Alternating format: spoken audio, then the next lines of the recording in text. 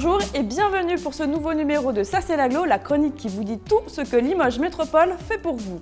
Aujourd'hui, on s'intéresse à l'aboutissement d'un grand projet structurant, celui de la VLN, avec l'ouverture début juin du tunnel sous l'autoroute A20. La VLN, c'est la voie de liaison nord qui court sur près de 4 km entre le Palais-sur-Vienne au sud et Riac-Rancon au nord. Avant de nous projeter vers les intérêts de ce nouvel axe, on fait un petit saut dans le passé avec Éléonore Chauvet, conductrice d'opération.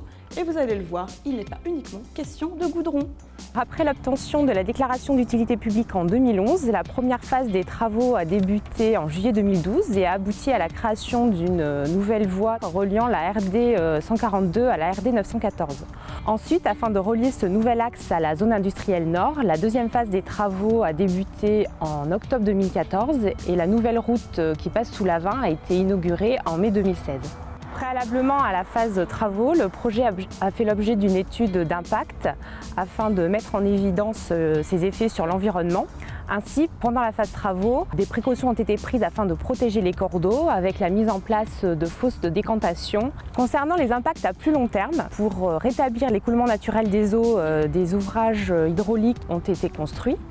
Et afin de rétablir l'imperméabilisation des sols, des noues ont été ménagés de part et d'autre de la nouvelle voie. L'étude acoustique a montré que les habitations les plus proches de la nouvelle voie subiraient des nuisances sonores, d'où la mise en place d'écrans absorbants sur 1 km. Le point d'orgue de ce chantier s'est déroulé fin septembre avec une opération exceptionnelle, le ripage du tunnel sous l'autoroute A20. Un ripage, qu'est-ce que c'est et comment celui-ci s'est-il déroulé? Éléonore nous dévoile les recettes de cette réussite. Le ripage est une technique qui permet de déplacer un ouvrage de son lieu de fabrication à son emplacement définitif.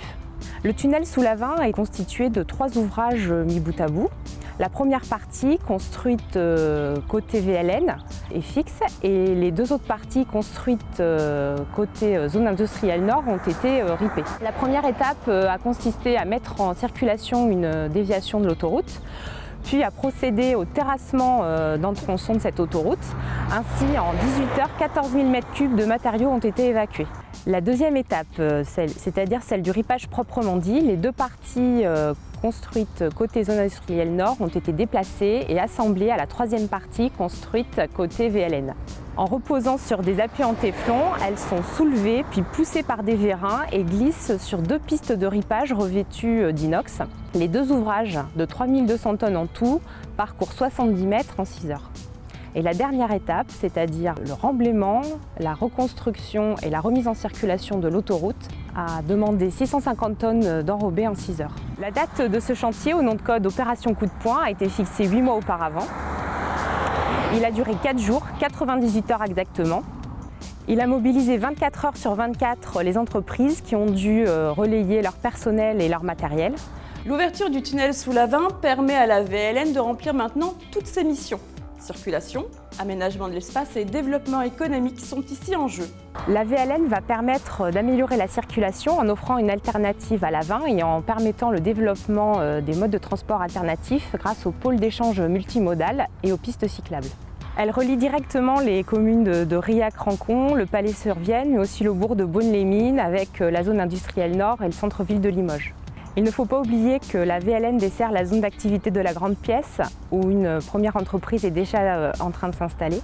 Maintenant que la communication est assurée entre la Grande Pièce et la zone industrielle nord, les meilleures conditions sont assurées pour favoriser le développement économique de ce secteur.